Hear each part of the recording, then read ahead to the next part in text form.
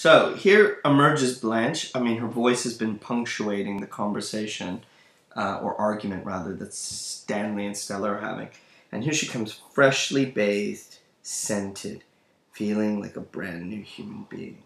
Bathing, this motif, that, rejuvenation, the baptism or something. He starts smoking. And just checking around. Again, think of William's first descriptions of him.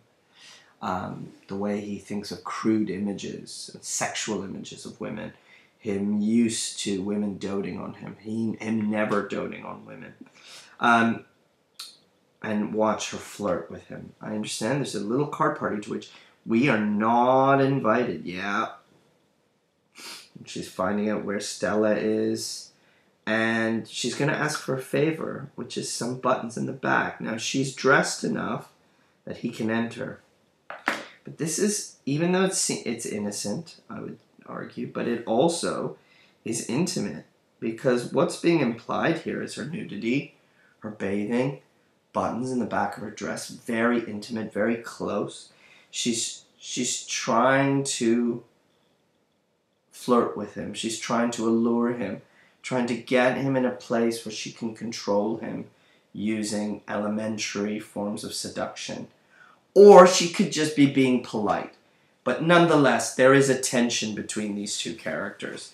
I mean, maybe my initial interpretation is one that sees Blanche as too aware, too seductive. Nonetheless, I think the language here and the actions invite that kind of reading. You look all right. He's not really bothered. He gives her, instead of sharing a cigarette with, again, that intimacy of lips, something close like that, fingers, buttons, skin. No, have your own. He's not bothered. Have your own cigarette. I'm not going to share one with you. Yeah, your trunk looks like, and again, let's go back here. He can't do anything with the buttons, which is clearly important. And she's, oh, your big clumsy fingers. She doesn't mean that as a reproachment or admonishment. It's, again, a kind of what men are good at, what women are good at. It's a different thing. And as a side note, it seems maybe the back of her dress might be open for this whole scene. That might be a choice that a director and an actress make. But that's what I think is implied here, and again raises the tension of what's happening. She notices her trunk's exploded. We're helping you unpack. What's up with all this fur? And she says, "Oh yeah, I got this from an admirer." And he says, "Wow, that's a lot of admiration. I mean, someone's paying you that much. I mean, that's a lot. People buying you very expensive gifts." And she very, she shifts ground to say, "Can't you think that I was attractive enough to deserve this?" And, the most he's going to say is, "Your looks are okay. You look okay. You look all right. Your looks are okay." And she says, she opens up and says, "I was fishing for a compliment." And she's really open, disarmingly, I'd say, about her strategy. It's Southern charm, straight through. And he's like, "You know what? I'm not really into compliments. I don't like women that need this. Women know what they look like. I never met a woman who wasn't good looking who didn't know it.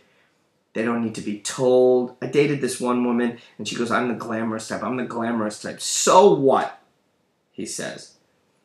Blanche is interested. What did she say? She didn't say anything. Shut her up like a clam. Did that end the romance? Look at the world Blanche is in. Even though she's seasoned, she's seen the darkness completely. She plays the charming belle really well. Romance. And he echoes, "It ended," and then this word is the conversation. That's all. Meaning what? He did end up sleeping with her, it seems, is the implication. And look, some men are into this, some men are not. And she says, "Oh, you're in the second category.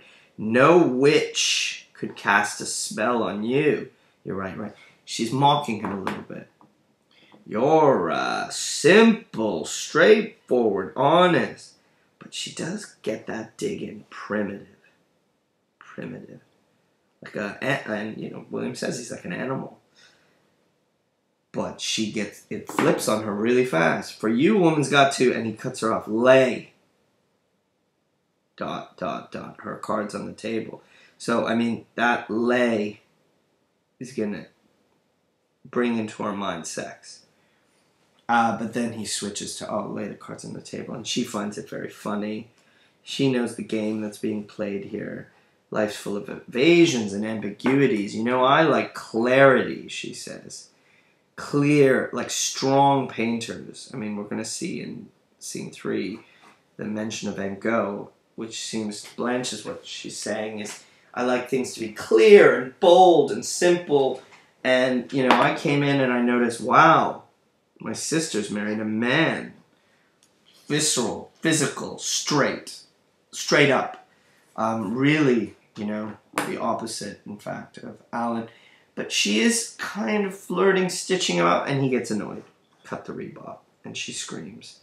And he's annoyed. He's had enough. He just wants to get to it. And Blanche calls Stella in. She knows Stella's outside suffering, I'm sure, listening to all this suffering, the kind of crassness of Stanley. I think she's taking much more Stella's side than Stanley's. And Blanche gets rid of her. So go to the drugstore. Don't worry about it. Go, get me a drink, whatever. And now they're alone. Okay, this is the big change, the shift. So now they're alone. That poor thing was listening to us. And I have an idea. She doesn't understand you as well as I do. Now that's a big claim, considering they're married, right? Considering they're married, that's a huge claim. And one that speaks to a bigger darkness. Like, what does Blanche get? Is it that Stanley's motivated by sex? Is he much darker, much more hate-filled, violent? Who knows? But she says, I get you. I know you. I know where you're from. And he starts in with the Napoleonic Code stuff. And she's mocking him. Oh, you have an impressive judicial air. The language she uses, southern, baroque, elaborate, hilarious, sarcastic, bitchy, image-laden. Just really amazing. And can cut you in just a few words. But Stanley is no minor player. He can come back. If you weren't my wife's sister, I get ideas about you. What's he speaking of? That she's crazy? That she's a liar? That she's a cheat? What? What is he speaking of? But he cuts back into her completely.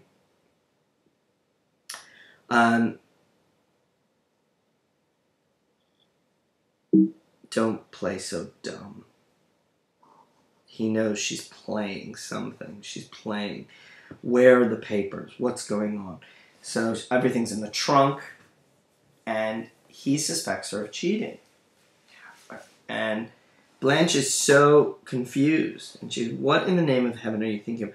What's in the back of that little boy's mind of yours? Do you think I'm actually trying to cheat Stella? It's ridiculous. And in this box, underneath all these papers, are some love letters from Alan. So we get this slip back into the past. And look at her language. These love letters are yellowing with antiquity. It's real poetry there. And in fact, the letters are filled with poetry. And he's very brutal about them. I want to look at them first.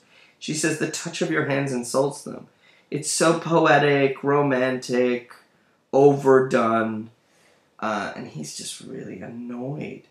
He rips off the ribbon and wants to look at them because he wants to look at everything because he thinks there's something hidden. And she says, I'll burn them now. And he's very confused. What the hell are you talking about? You're going to burn them. What is this? And she goes, these were poems a dead boy wrote. I hurt him.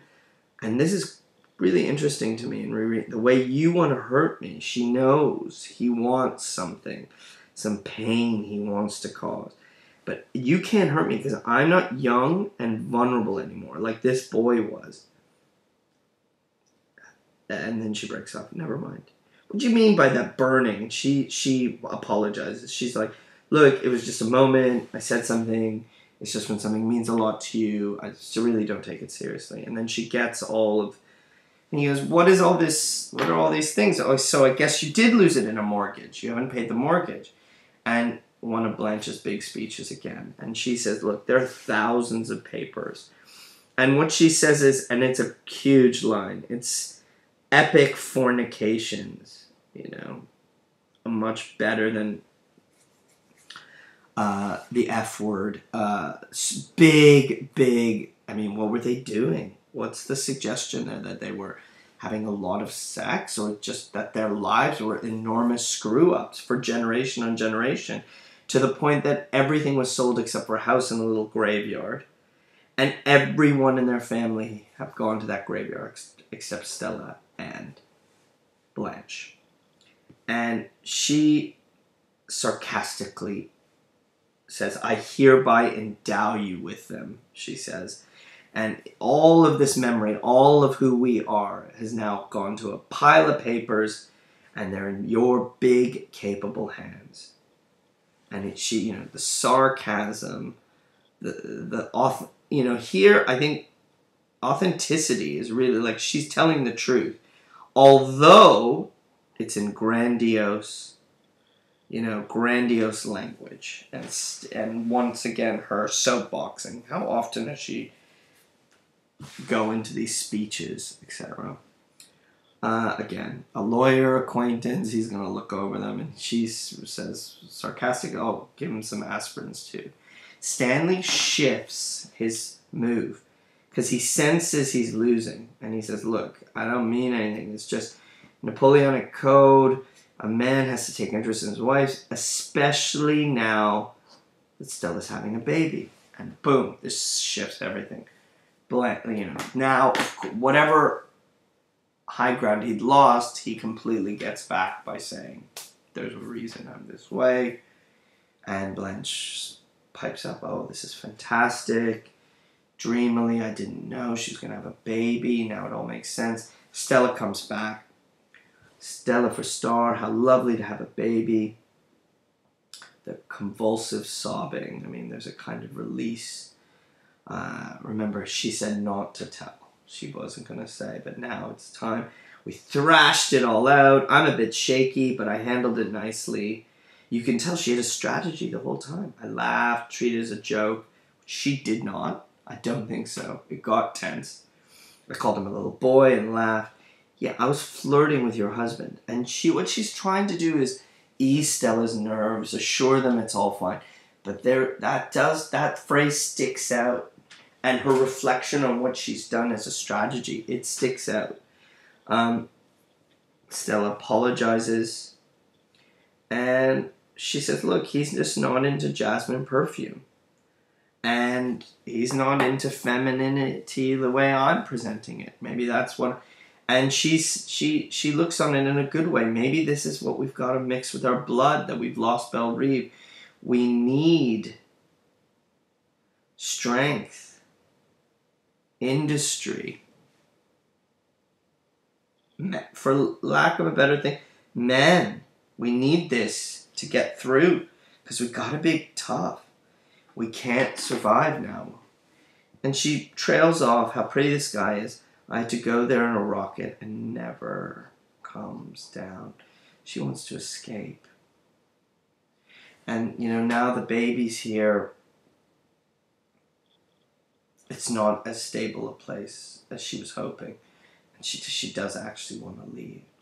And people are coming for this poker party. It's getting all set up. And she says, you know, which way do we go? And the last line of the scene, I think, is really... The blind are leading the blind. And that image is one of not knowing where you're going. Not knowing who leads. It's, you know, there's disaster certainly ahead. It's ominous. It could be comic, but here I think it is a bit ominous. So we've had our first fight. We've had some more visions of Stanley and his past.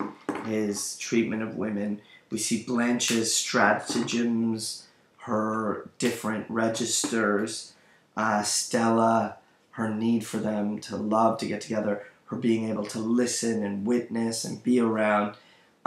This all, I mean, we're only 2 scenes into the play, really, and there's so much going on.